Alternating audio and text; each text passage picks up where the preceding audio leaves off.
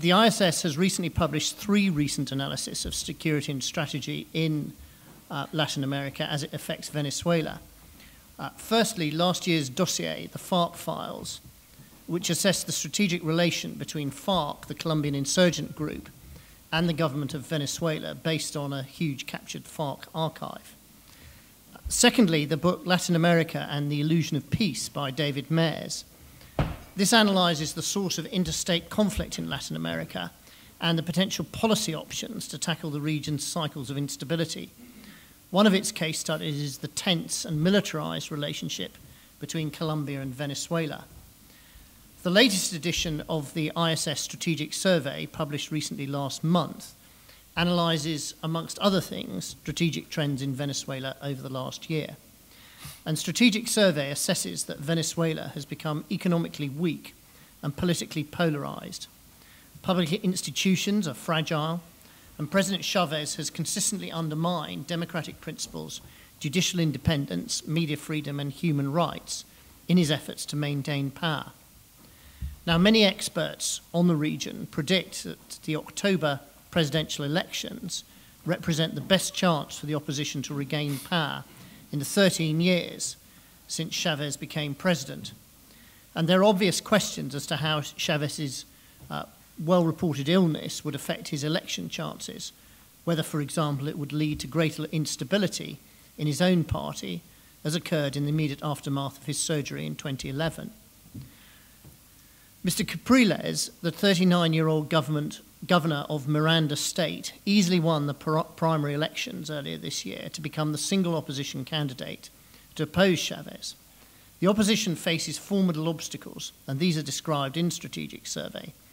But both the president and the opposition candidate are competing for the estimated 30% or so of voters who are unaligned, and recent polls point towards an extremely close result. It's also clear that both contenders have quite different ideas about Venezuela's security strategy, including, for example, arms purchases and Venezuela's relationship with Iran. And all of this is against the economic importance of Venezuela's vast oil reserves, commonly reckoned the largest in the world. If the president were to lose the election, would he go quietly, and would his supporters and the army acquiesce in rejection of the Bolivarian revolution? But whatever the outcome, the election does not necessarily mean a return to political stability, a well-functioning public and private sector, or a revival of the country's economy. Now, I'm Ben Barry, the Senior Fellow for Land Warfare here at IISS, and to help illuminate these questions, we've got 3 speakers. On the screen is Ambassador Edmundo Gonzalez, a former career Venezuelan diplomat and currently foreign policy advisor to Mr. Capriles' presidential campaign. On my left is Arturo Franco, who's a fellow of the Center for International Development at Harvard University. And on my right is Nigel Inkster, IISS's Director of Transnational Threats and Political Risk, who knows the region. We'll start with short pieces from each of the 3 speakers, and then I'll be opening the session for question and answers. And I'd like, if I may, to start with Ambassador Gonzalez, who joins us over Skype. Ambassador. Good morning, Michael, and very pleased to be here to participate with your friends in this forum sponsored by your prestigious institute. Your resume of as an introduction to the topic is quite excellent. We are facing a very complex and tight poll. However, I would say that the last 2 or 3 weeks, this gap between the 2 competitors are getting wider. As far as the latest polls we have reviewed, we are at present some points ahead of President Chavez. And the yesterday mass rally, it was a massive rally in Caracas. It was impressionant to many observers, local and international observers, and clearly illustrates that the momentum is on the Capriles side. Capriles represent a new generation in politics, a new generation which is a fresh look.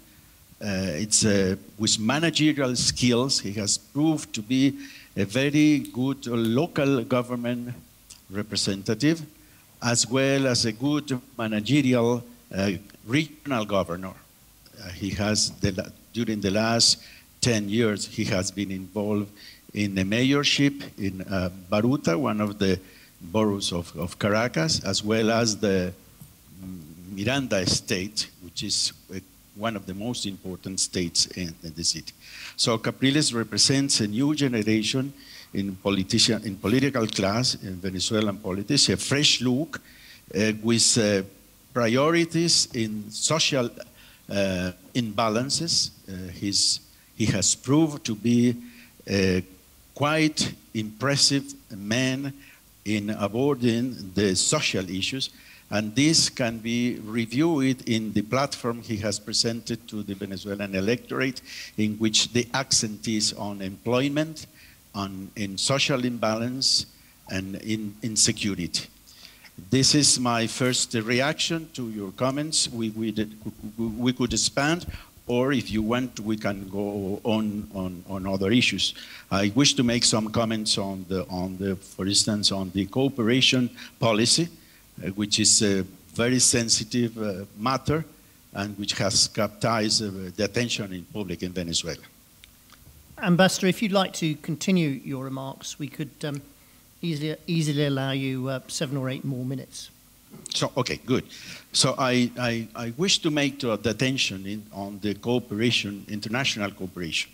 We do not understand, we Venezuelans, we do not understand why do we have to send Venezuelan financial resources badly needed to fight insecurity, for instance, in Caracas, to clean Hudson River in New York? Or why do we need to send the Venezuelan money to build refineries in Cuba, for instance, when ours have been suffering very disruptions and fire attempts in the last weeks? Why do we need to send our resources to finance broken factories in Uruguay? It is reasonable to expend Venezuela's financial resources to sponsor, for instance, Carnival Parade in Rio de Janeiro, as we did a couple of years ago, or to sponsor salsa teams in Puerto Rico, as we have done in the past. So it is our duty to underline this, that regardless of our cooperation international commitment, we have to underline the fact that we need to, first of all, to satisfy the needs of the Venezuelans. For this and many other reasons, we can affirm that Chavez has disappointed enough people, and after 14 years in power, his government look fatigued, and we are reasons to believe that Capriles may win the next Sunday presidential election. Ambassador, thanks very much. What I'd like to do now is ask Arturo Franco to speak about the election from his perspective. Arturo? Great. Thank you, Ben, and thank you, Ambassador Edmundo. I think from an economic perspective, maybe we should start by saying that when Hugo Chavez first became president on a landslide election in 1998, he promised an agenda of a new beginning for Venezuela, a new constitution, using the oil income of the country to fight poverty, and basically to dramatically improve the conditions of the now 27 million Venezuelans. If we look at the data after a little bit more than a decade in an objective manner, we can say that some of these promises were kept by President Chavez in educational attainment, for example, UNESCO reports that Venezuela has 100% of school enrollment. The university graduates basically went up by a factor of 4.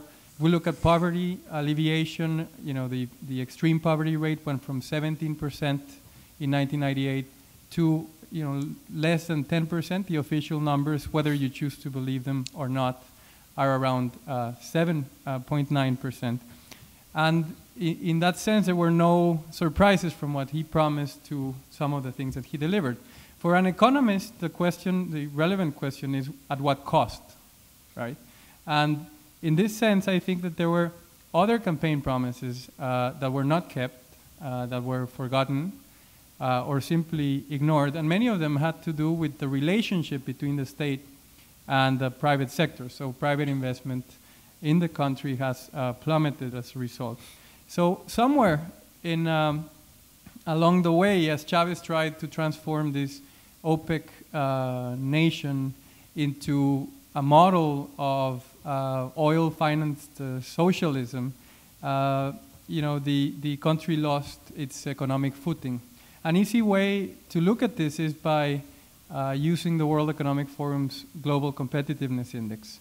A country of the size and development stage of Venezuela fares quite poorly. This year, it lost 2 more places, and it's ranked at 126 out of 144 countries. It's the second worst performer in Latin America outside of Haiti. If you go deeper and you look at some of the pillars in this index, you will see that the functioning of public institutions, in the macroeconomic environment, in things like trust in politicians and trust in the judicial system, Venezuela is rock bottom, at the bottom of the list of this ranking. Now, it won't be a surprise then to know that the 5th largest economy in Latin America, Venezuela, during the last decade has been the worst performer in GDP per capita growth among the region's heavyweights. Now the question is, is this Chavez's doing? Is this all his fault? And in all fairness, when Chavez took the government of Venezuela in '98, Venezuela was already at the bottom of the Global Competitiveness Index. At that time, there were 53 countries analyzed. Venezuela was 45th, and a country that's its neighbor, Colombia, was at 47 out of 53. By the way, Brazil, in 1998, was right in between the 2 countries at 46 out of 53, right? So in many ways, the key to understanding how the economy of Venezuela plays a role in this election is to think about counterfactual. So what are Venezuelans assessing against? If Venezuelans are thinking about their own country before Chavez, then the 4.9% growth in income during the 14 years of Chavez, they fare pretty well against an 11% drop in income on the 15 years before Chavez. But if Venezuelans choose to compare themselves against, let's say, Colombia or Brazil, then it would be easy for them to see that Colombia is now at the middle of the ranking in the World Economic Forum's report, and that Brazil has soared to the 4th decile, so it's at the position number 48 versus 126. So, at this point in a discussion, any self kind of respecting Chavista would raise his hand and say, you're assessing this wrong. Your framework does not apply for the model of socialism that we want to build in Venezuela. You're using, a Western, measurement, Washington Consensus, and all the rest. And we're trying to grow with with greater equality in income. But there is something that capitalists and socialists and Marxists and Adam Smith and Milton Friedman all agree on, and that is that jobs are good for people. That employment is a good thing. And if we look at at employment figures, today 6 million Venezuelans are either underemployed or unemployed, and another 5 million Venezuelans are part of the informal sector of the economy, which means that only around half of the relevant cohort of the labor force of Venezuela actually has a formal job today. And even those who have a formal job, have seen their wages stagnate during years. They've seen 20% plus inflation rates.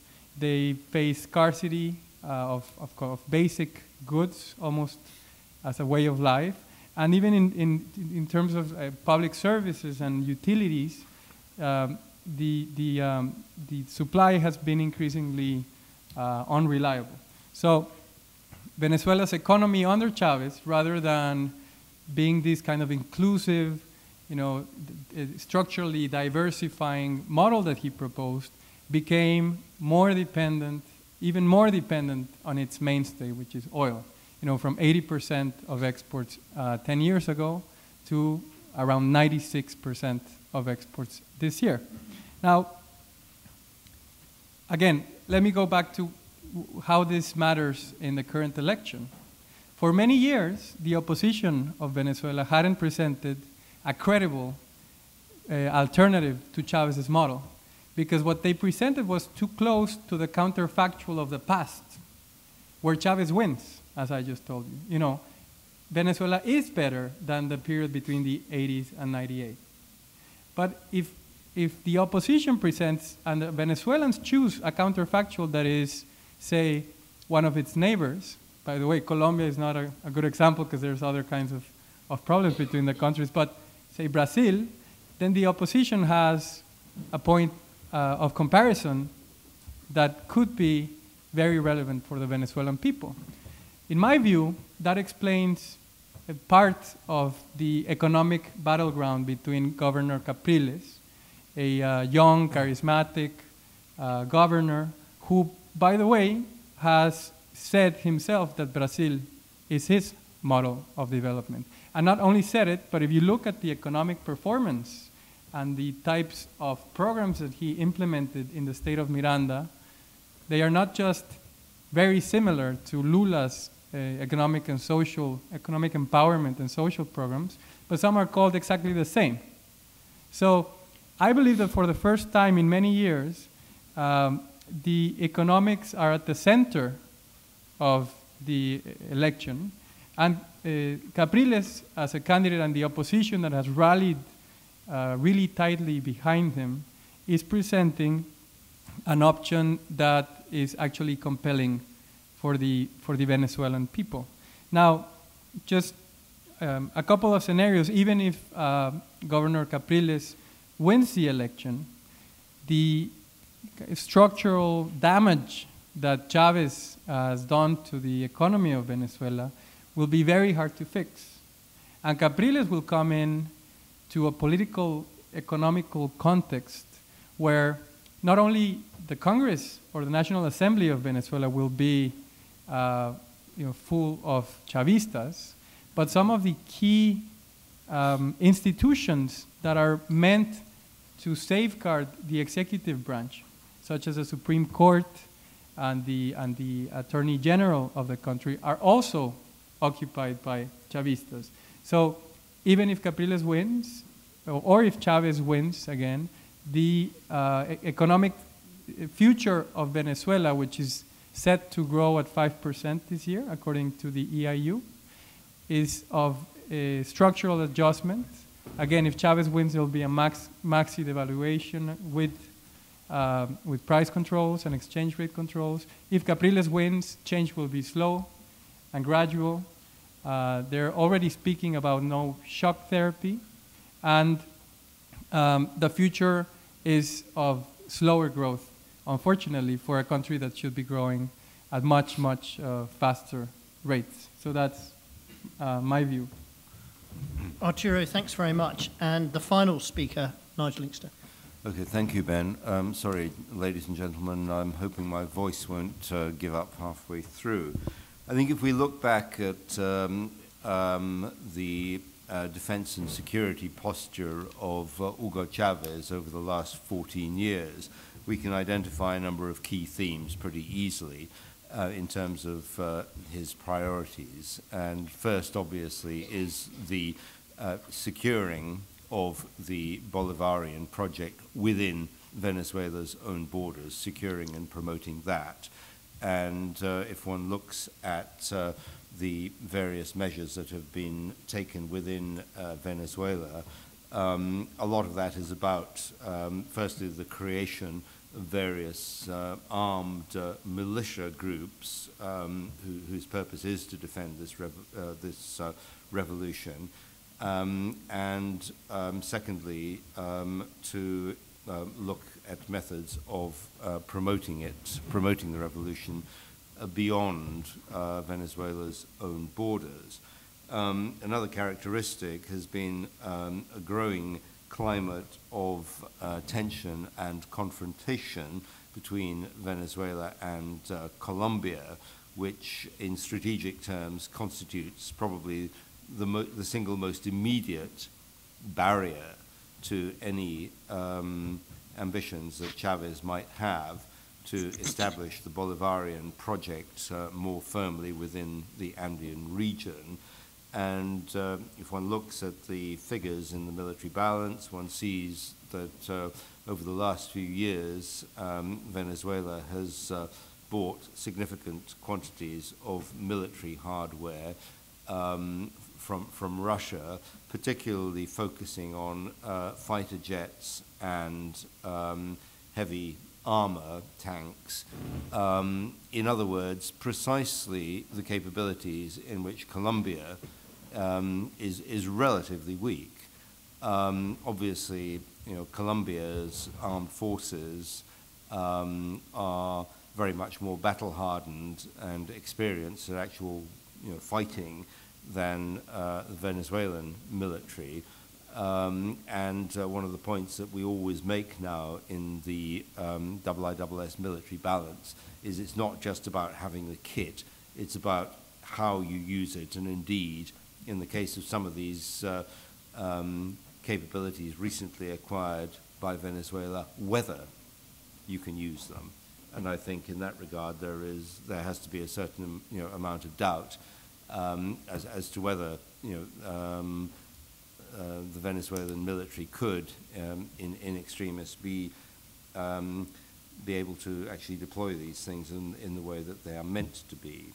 The other factor over the last 14 years has been a slow but recently accelerating politicization of Venezuela's armed forces, with now the requirement that that their purpose be to defend the revolution, not just the country, and all of this adds up to some question marks about the extent to which a handover in terms of Venezuela's defense and security capabilities is going to be at all smooth. I should add in all of this, of course, that one important factor is the nature of the relationship between Venezuela and Colombia's main insurgent groups, FARC and ELN. And if one looks at the picture that emerges from the strategic dossier to which Ben Barry refers, what we find is that Chavez's attitude towards these groups, and FARC in particular, has been characterized by changing approaches depending on his perception of the stability of his Bolivarian project. Initially, Chavez was very cautious, kept FARC at arm's length, strung them along, was always very instrumental in the way that the relationship was conducted. In periods of extreme stress, when he felt that the project was threatened internally, we saw FARC being co-opted to support the various mechanisms that were being put in place, militias and so on, to defend the revolution. And then when Chavez felt himself more secure, we saw greater evidence of a willingness to support FARC more explicitly and with the purpose of helping to expand the Bolivarian project beyond Venezuela's borders. Latterly, of course, that we've seen that changing. We've seen the FARC's fortunes both inside Colombia and in Venezuela go into something of decline as public and international scrutiny on Venezuela's relationship with the FARC has reduced the amount of hiding space, and also some quite, I think, skillful diplomacy by Colombia has co-opted Venezuela into what, from the Bogota perspective, would look like a more helpful perspective in terms of FARC. And I think it likely that at the very least Chavez will have given a nil obstat to the FARC participation in peace talks with the Colombian government. He's certainly not doing anything to impede that, and indeed may well be thinking that FARC's day has come and gone, and they may be more useful to him politically as an established player in Colombia's political landscape than wandering around in the jungle, not doing very much. But what does this all mean in terms of the election?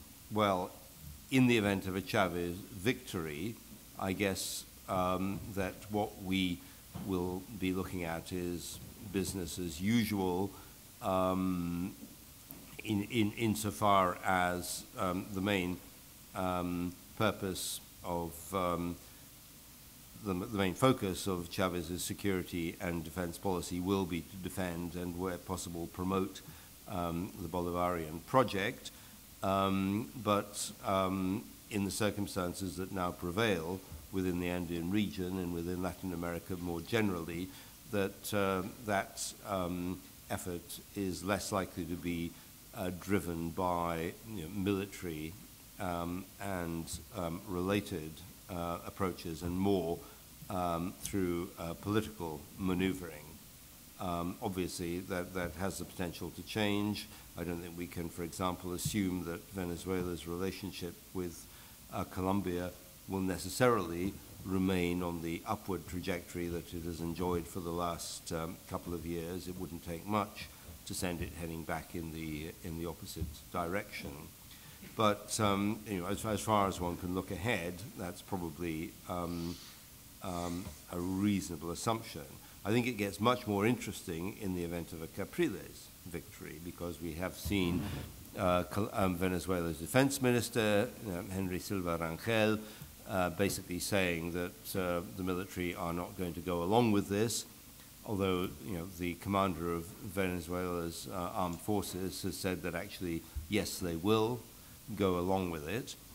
But for me, a much bigger question is what will be the position of many Chavistas who are much engaged in these activities to defend Bolivarianism through armed committees. And of course, another factor here is the whole question of engagement in various forms of criminality, including significant involvement in large-scale narcotics trafficking, which I think is probably going to remain a given almost irrespective of who comes out on top in the election.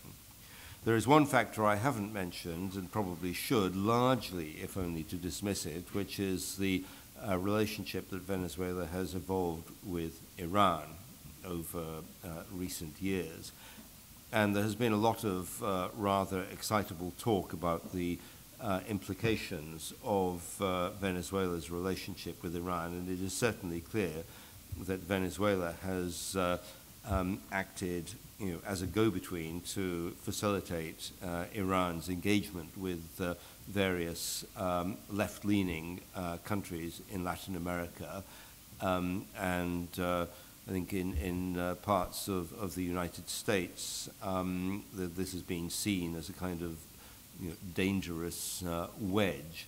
But I think if you look at the reality and substance of both Venezuela's own engagement with Iran and other left-leaning Latin American states, the significance of this is, I think, more apparent than real. There's very little to suggest, for example, that Iran is providing any kind of significant military support or is about to do so. Similarly, I think excitable talk about Hezbollah and Quds Force operatives developing all kinds of asymmetric capabilities that might be used in the event of attack on Iran are probably overstated. And I certainly see no evidence of reports that have been going around of suggestions of cooperation on nuclear projects between Iran and Venezuela. So I think that's probably overdone, and we can put that to one side. It seems to me that the key issues in terms of security and defense are probably going to play out within Venezuela. And as I said, in the event of a Capriles victory, I think it's going to be much more unclear how this is going to work out. The only safe assumption is that by no means all Chavez supporters are going to go quietly and accept the result without some form of contestation. Thank you. Thank you, Nigel. Well, now comes the part of the meeting where we open it to questions and discussion. I'd like to exercise my chairman's privilege here in posing the first question to Arturo and to Ambassador Gonzalez. Nigel has referred to the Chavistas in the security forces and the army as to whether they would accept an opposition victory. And Nigel, having posed the question, I wonder, firstly, Ambassador, and secondly, Arturo, whether you'd like to give your assessment of how the pro-Chavez security establishment would react to an opposition victory. Ambassador. Yes. Indeed, this is a very sensitive matter.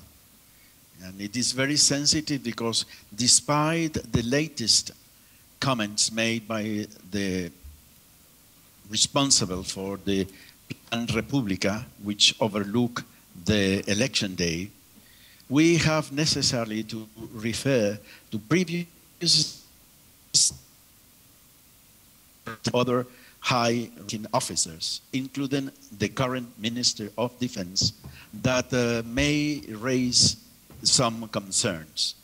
For instance, and I'm going to quote, in order to be precise, I'm going to quote, for instance, Adán Chavez, the older brother of the president and current governor of the state of Barinas, when he said in a government television network on June last year, quote, "Our Bolivarian process started this bicentenary by the way of election.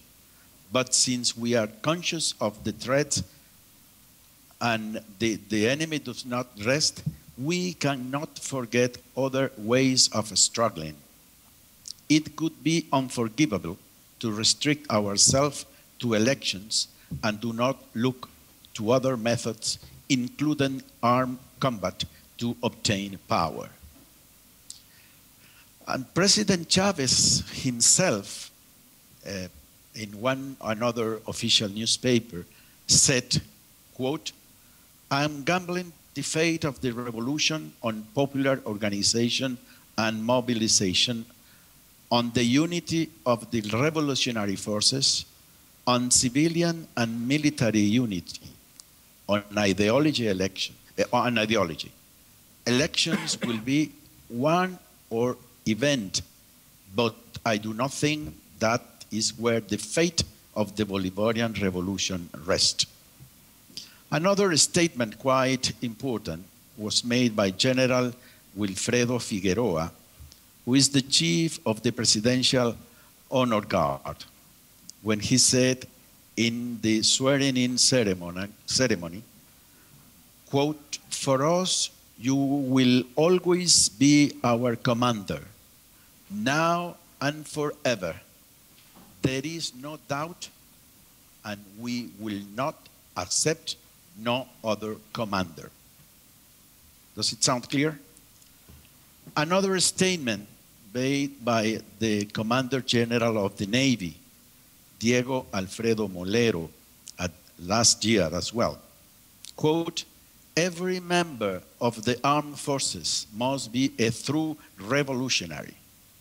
If in these ranks there is anyone who does not think, who does not feel in the depth of his soul his vocation in the service of the people, I call upon them to seek another calling that is not within the Navy, which is purely revolutionary, totally socialist, and resolutely anti-imperialist. It could seem somehow rhetoric, but that's the way it is. The current Minister of Defense, Henry Rangel Silva, at the time Chief of Strategic Operations for the Armed Forces on November 2010, said, quote, the idea of an opposition government is difficult. It could be selling out the country, and the people will not accept it. The armed forces will not, and the general population much less so. Recently, the Minister for University Education and Vice President for Social Affairs said in a meeting, quote, we will not surrender the fatherland. We will not surrender power. We will not surrender government. And finally, let me just comment that after April this year, the official salute by the armed forces is, quote, Bolivarian, revolutionary, anti-imperialist, socialist, and Chavista, which violates clearly the Article 328 of the Constitution, our national Constitution, which said specifically the armed forces are an essentially professional institution with no political affiliation, organized by the state to guarantee the independence and sovereignty. In carrying on its role, it is exclusively at the service of the nation and under no circumstance of any person or partisanship. I have the page in which every statement which I read was published. This is very delicate because it seems it's a clear sign that the armed forces has a particular view on his loyalty to the government. However, we must take into account that recent statements made by the responsibles for the election process, I mean, the election process is under the Plan República guidelines, has made a very clear commitment that they will respect the popular will and that they will not accept disorders and public unrest on October the 7th. Thank you, Ambassador. Arturo, anything to add? I think even in the best case scenario, and with the risk of repeating myself a little bit, winning the presidency of Venezuela in this election will give Capriles the access to, let's say, the center of command of the country, which is Palacio de Miraflores. However, as I said, there are still a lot of institutions around that will not be changed immediately, including the National Assembly, but not specifically, or not only the National Assembly. You have, a country. Judiciary. Yes. The judiciary. The judiciary, exactly. As I mentioned before, the National Prosecutor's Office, which is of course, part of the checks and balances against the executive branch. But also, in my area, in the economic management of the country, Capriles will have to work with a central bank that has obviously not been an independent central bank in the last few years. It will have to work with state-owned companies that have obviously not been, managed to maximize profits, and they have been used to, expand fiscal spending. This year, I think, and correct me if I'm wrong, Ambassador, President Chavez has increased, federal government spending by 30% alone, and the fiscal deficit is around 15% of GDP, and this creates a lot of economic relationships that depend on the current government that will not be broken off after the 7th of October. So it really is, as I said, in the political economy of the conditions in which Capriles would become president. I must say as well, there's a quite long transition process in which Chavez would still be president. So even in the best case scenario, where everyone follows the rules and remains institutional, and all of these quotes are not true, Chavez will have a few months to do whatever he wants, basically, before Capriles takes office. So you'll get the keys, but you might find that the room is completely empty once you get in. No? So I would say it is quite a worrying scenario in that sense, but it would be great to have a truly democratic election in Venezuela in any case. Well, thank Michael, you. would you allow me to respond to expand the comments made by Arturo, because it seems very important for me what he has said. If you could be brief, Ambassador. Yes, I'm briefly. It's quite true the challenge we have ahead. Arturo has mentioned the increase of public expenditures. I would add that in the last 2 months, the government has expended 40% the public expenditures.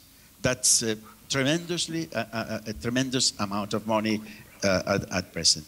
I couldn't agree more than in Arturo's, Franco's comments before about the social programs. And indeed, this is something that the candidate has reaffirms, underlined, and during his campaign, that all social programs will be maintained, and not only maintained, but it would be even enforced, would be much better adapted.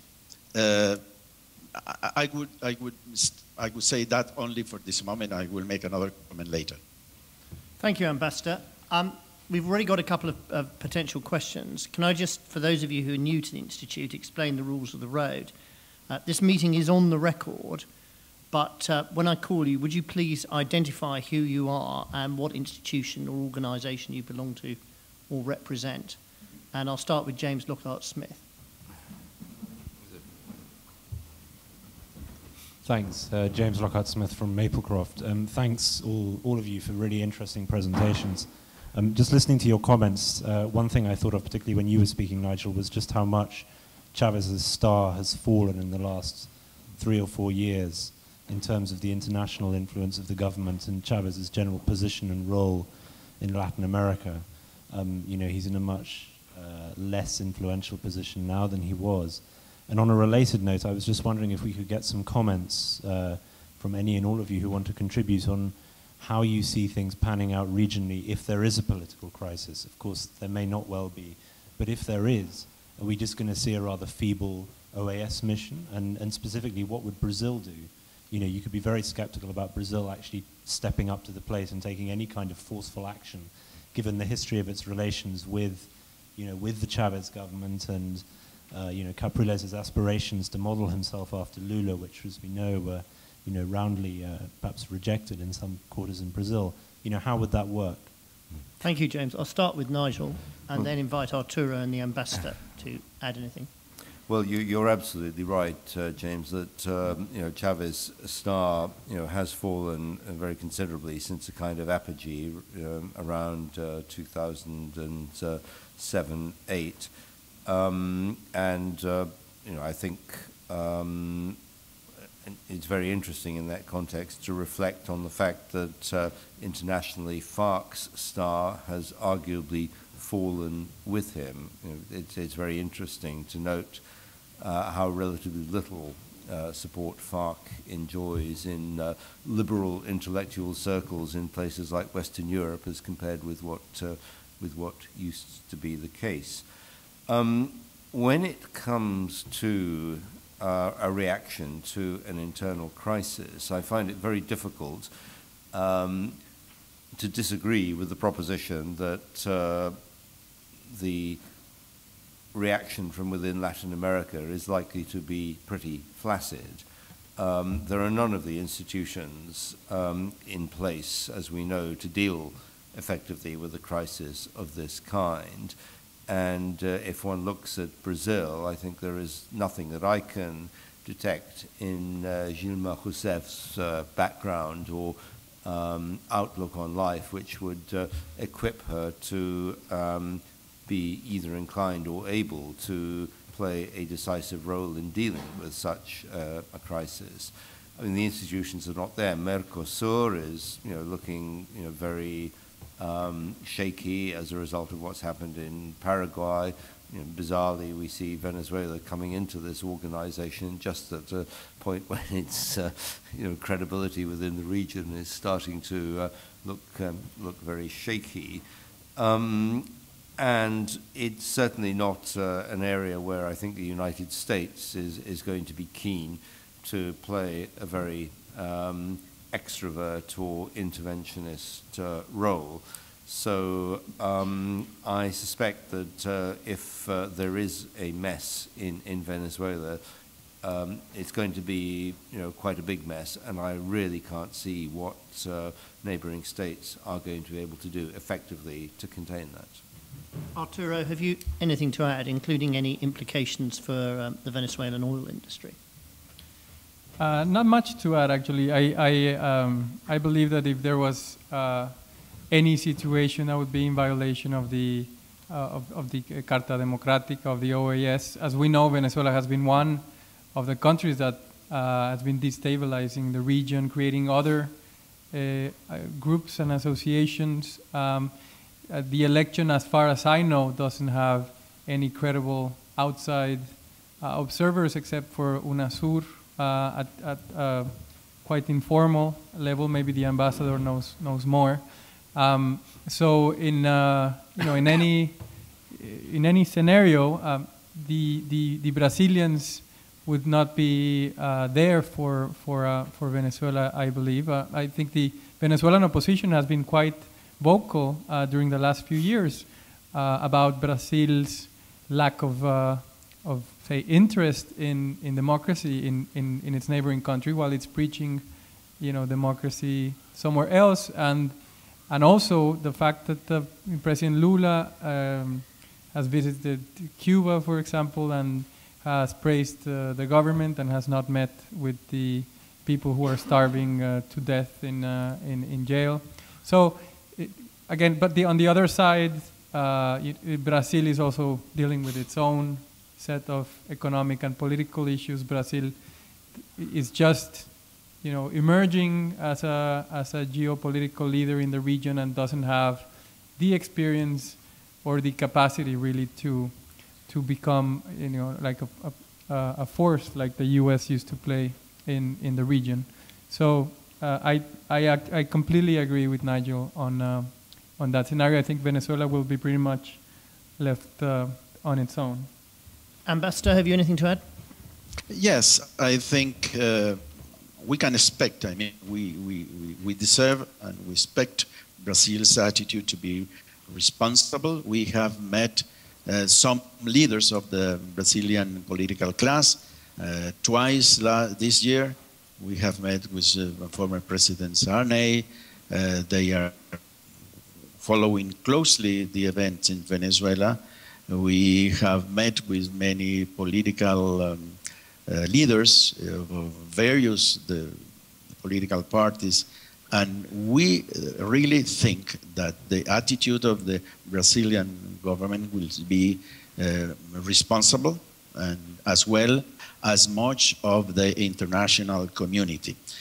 Someone mentioned the question of observers, which are not invited for this election, and in fact, the national electoral body does not invite international observers since 2006, when the last formal international observers mission from the European Union came to Venezuela, and after the election present a report putting some remarks which did not meet the international standards.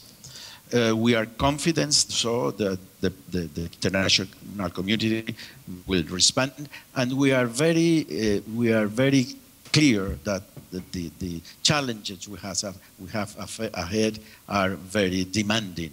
Not only the complexity with some international crime bands, such like guerrillas or drug traffickers, just to mention, but the reconstruction of some state institutions and the economy as a whole, as Arturo mentioned in one of his comments, including the judicial system and the national oil company. PDVSA, to mention just a few such institutions, is heavily politicized and dramatically inefficient.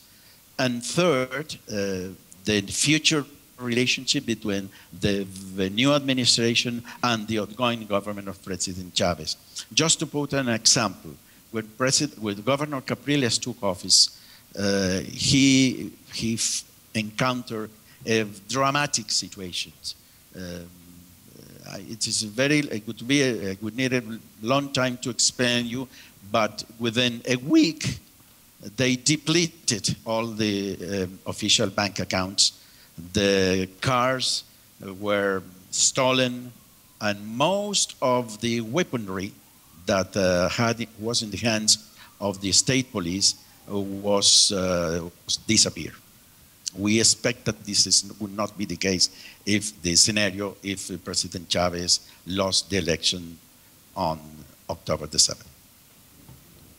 Thank you, Ambassador, for that rather sobering conclusion. I'll start grouping the questions together, if I may, and I'd like to start with the lady who's sitting next to the previous questioner. You effectively stole my question, so. Oh, how very kind of you to give it up. Right. The gentleman here. Sorry, could you wait for a microphone? Richard Lavers, Fora Consulting. The picture that has been painted is extremely worrying, and would it be exaggerated to say that if Capriles won, there would be a risk of a civil war? Thanks. And I had some other questioners as well. Gentleman over on the side there. Hello, yeah, my name is Andres Guevara. I would like to ask two questions, if it's possible. The first one is about, the ambassador mentioned something about cooperation with international countries, and Mr. Inkster mentioned about the role of Colombia, the FARC, etc. I guess the question here is about the intersection of those two. What's the role of Cuba when it comes to the foreign relation kind of matrix of Venezuela and in the context of cooperation with other countries? And what role does it play in the different scenarios, the two scenarios that we've talked about for the election? My second question is about governance and transition if Capriles won, which has to do with the fact that, well, I think Venezuela's system is very presidentialist, if that's a word in English. I wonder how much that transition can be smoothed by simply people getting aligned with the new president, who happens to hold executive power, which is the most powerful in Venezuela, and also how easy is it to get the army in a straight line if the top of the army is kind of removed? Well, thank you very much for that. Perhaps if we can treat those three questions in order. First of all, the role of Cuba in this. Secondly, your very clear points about transition, how it relates to the presidential nature of the country, and whether there might be an alignment in accordance with the new regime. And finally, the very gloomy question that if it all goes wrong, is there a serious risk of a civil war? And perhaps if we could start this time with Arturo, and then I'll take the ambassador and then Nigel. Yeah, I will address the question about the transition. I would say you're right. I think presidentialism is not a state of being. It exists, but it can be reverted by changes in law. So Chavez has enough time after the election, and the Congress and the National Assembly has enough time to change the institutional underpinnings of the country to make the Congress, the National Assembly, more powerful than the presidency. I would say that that is another big risk. Minimizing the powers, the factual powers of the president to actually reform and create change. That being said, I believe that in Latin America, where I'm from Mexico, and in our region, we are still caudillistas. And caudillismo means that we follow a person and not, the institution that person represents. And I believe that there could be a lot of the current Chavistas who are there transactionally that could align behind the Capriles, because he's seen, again, not as a reproduction of the past of Venezuela, but hopefully as a move in the right direction for the country. And what he did in Miranda, he did with a lot of support from a lot of Chavistas in the state of Miranda. So he was very good at reaching out to the Chavistas in the state and to aligning his principles and his programs to the context that he was operating in. So that could be a way out of this problem. Ambassador, have you anything to add on any of those three questions? Yes, I just want to make a comment on the Cuba relations, and we look forward to have a respectful relation with Cuba. Cuba is a Caribbean and Latin American country, and therefore, during the Capriles administration, we will have always an interest in that relationship, as well as with all nations in the hemisphere. Particularly taking into account that relations between states are above the relations among states. A new democratic government in Venezuela under Capriles' leadership aims to conduct relation in a respectful manner.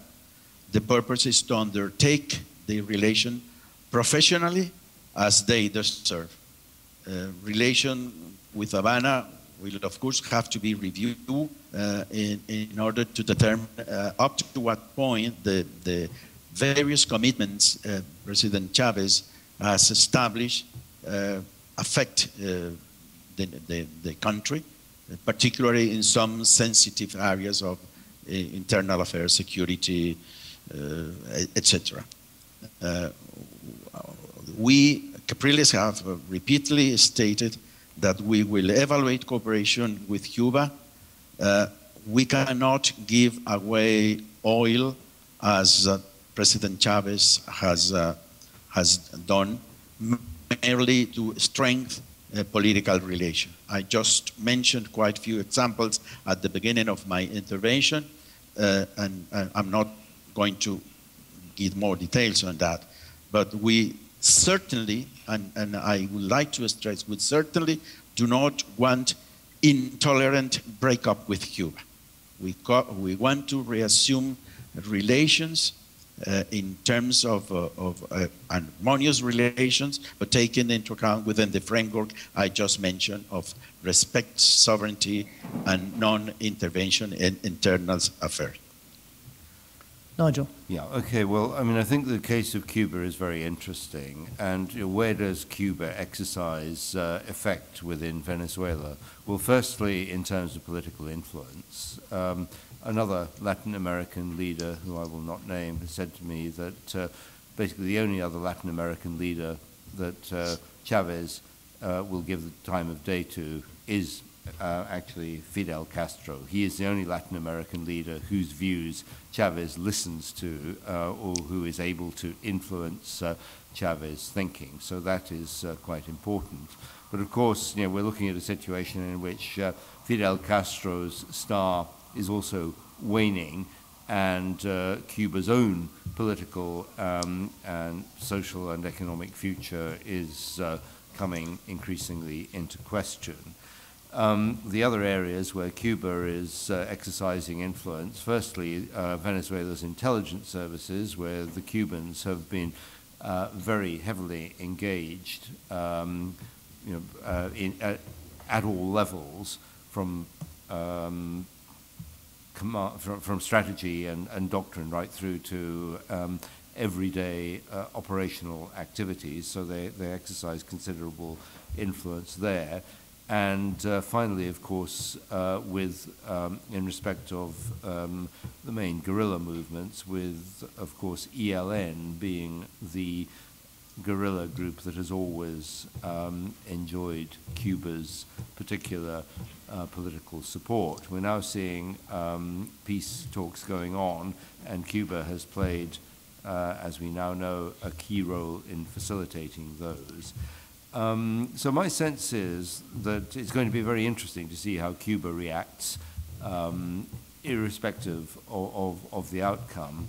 But my suspicion would be that Cuba's inclination will be to argue for relative discretion and moderation, and certainly not to turn up the afterburners on, shall we say, revolutionary zeal.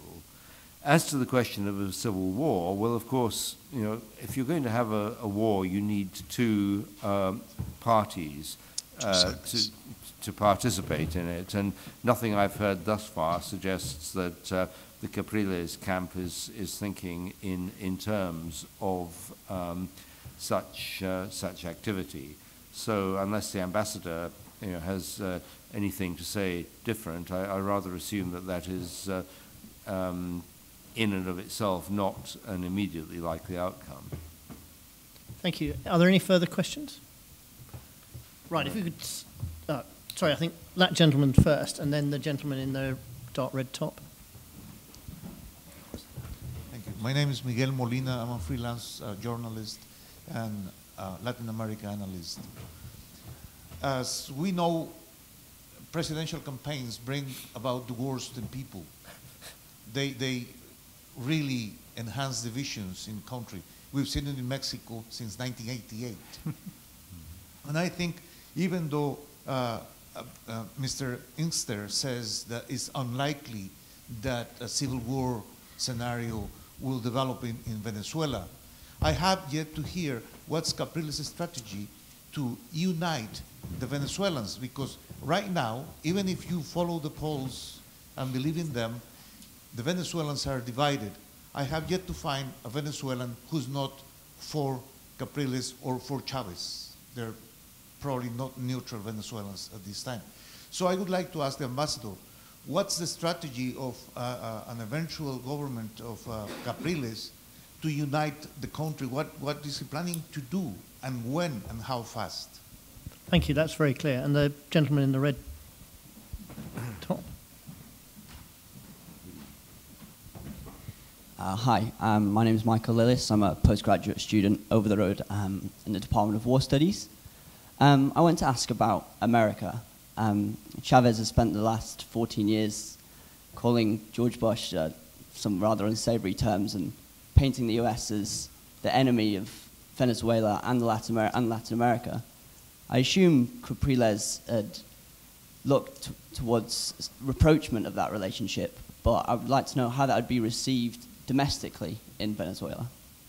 Thank you very much. And some of you may have heard a soundbite from Capriles on the BBC Today programme this morning, where he spoke about stopping buying Russian arms and moving away from Iran. So that's very timely. Could I start with the ambassador, please, and then Arturo, and then Nigel? Yes, I will make some comments on Miguel Molina's question. It is true that during the last 14 years particularly, Venezuela has become a heavily polarized society. You may have some reasons to believe that President Chavez's pugnacious style, aggressive speech, message, and constant threatening and dividing the society is one of the reasons why we are at this level of pugnacious stage. Capriles' message, as opposed to that one I just described, has called for reconciliation. He has never made an insult to President Chavez during his campaign. He has never called him as the epithets that President Chavez has usually called upon Capriles. And that is why, or one of the reasons why, many Chavistas are thinking in voting for Capriles. It's not only that the government after 14 years is depleted of promises. It's not only that the experiment of this 21st socialism is not working. We are facing a reality of a collapsing infrastructure. Insecurity levels are appalling. Blackouts throughout the countries are frequent and mostly constant. Inflation rate in Venezuela is one of the highest. And social programs, despite and recognizing that that was a plus for the government of President Chavez, they are not working as it did at the beginning. So summarizing, Capriles has a message for inclusion, it's a message of tolerance, it's a message of cooperation, it's a mission to look for a work for everybody without asking him, how do you think? Public employees now are compelled to participate in public rallies by President Chavez. Capriles has repeatedly mentioned, I'm not going to ask you to put a color of a t-shirt to be part of the administration. Thank you. Arturo? I will address the the U.S. Question. I think the relationship between the United States and Latin America under Obama has taken such a low priority in his administration that I would almost dare to say that we miss Bush. At least he was engaging, and he frequented the region a little bit more. On a more serious note, I think Chavez could throw stones and say whatever he wants about the U.S., but they still represent 41% of Venezuela's exports. So in a way, both Chavez and probably to a certain extent President Bush use this this kind of quarreling as a tactic for more political reasons that are domestic. I would assume that under a Capriles government, there would be more openness towards the U.S. and the United States would also open up a little bit more to Venezuela, given the strength of the diaspora, etc. But let's keep expectations low. I mean, if Obama gets reelected, we all hope in Latin America that there will be more focus on the region. But so far, I mean, they took a year to get their Undersecretary of State for Hemispheric for the region, and then they kicked him out. They haven't found a replacement in 4 years, and the first term of Obama is over. So Latin America is really not in the top of mind in almost any way, except probably the Hispanic voters in the country, right? Nigel? Yeah, if I can pick up on that point, I think probably underlying that relative lack of interest that Arturo just referred to is an underlying hope within Washington that Brazil can play the role of regional hegemon, so America doesn't have to. But of course, the United States still looms large in Venezuela's life. It's one of the few countries on the planet that has the refining capability to deal with this particular heavy crude that Venezuela produces. So, the oil's got to keep going north.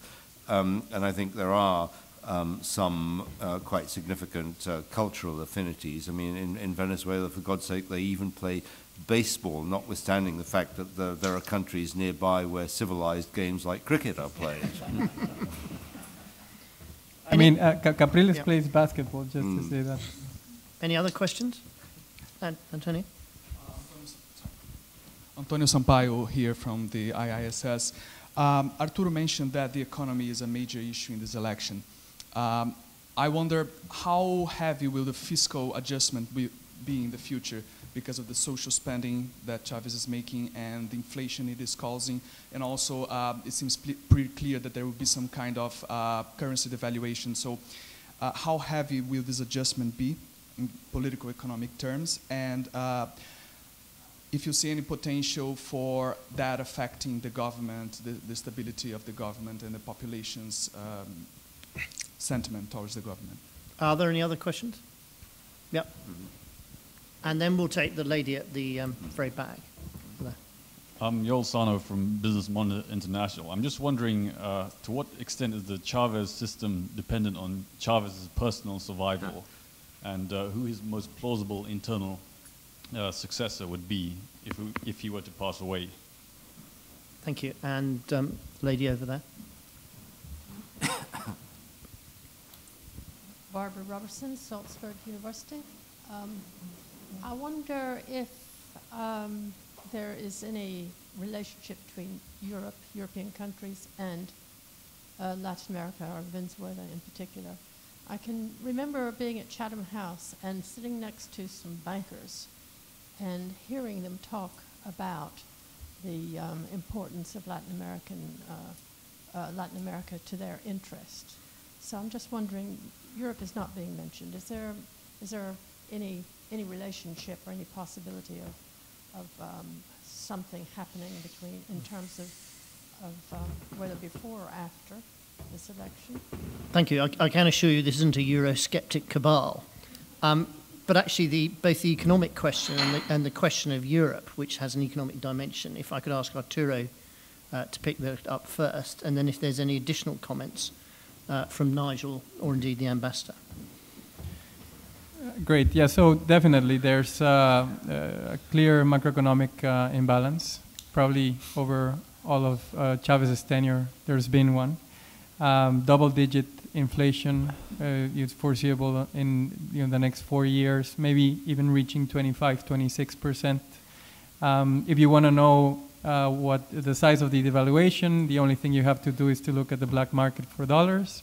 You'll get a good proxy there. It's a huge black market for dollars in Venezuela, and the scenario is of volatility either way. Also, if Capriles wins, I think that the usual tactic of Chavez of spending and then a maxi devaluation and then adjusting prices will be used again by him if he wins. So the agenda for going out of this conundrum or for fixing the problem, it has to go through transparency in the spending of the government, because there's a lot of questions around the fonden, for example, how big are these funds, and other non-accounted money that has been running around. They need to strengthen and probably rebrand the central bank to make it credible, changing the structure of PDVSA in the short term, and probably some bond swaps on the side, etc. The growth that's forecasted by the Economist Intelligence Unit is going to drop to 2%. I wouldn't be surprised in one of the scenarios that we've been discussing of social unrest or some of these problems that Venezuela could even fall close to a recession in the following years, and structural adjustment will take time. On the Europe thing, if the last time I checked, Spain is still counted as Europe, right? Mm. Yes. Okay. So Spain is still in Europe. It is the only country that has a lot of interests across the region. Unfortunately, with Venezuela, as my country, Mexico, and other countries have experienced, or companies from our countries, they've been expropriated or nationalized. So there's not a lot of foreign private investment left in the country, except for Chinese, but I don't know if that counts as private investment.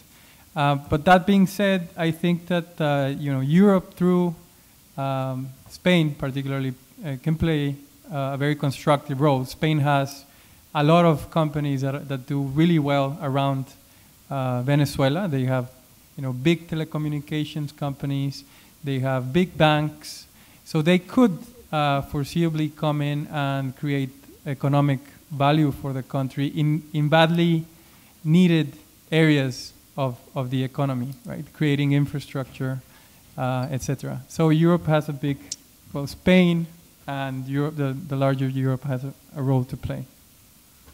Yeah. Okay. Well, I'll pick up two questions. Firstly, can Chavismo continue without Chavez?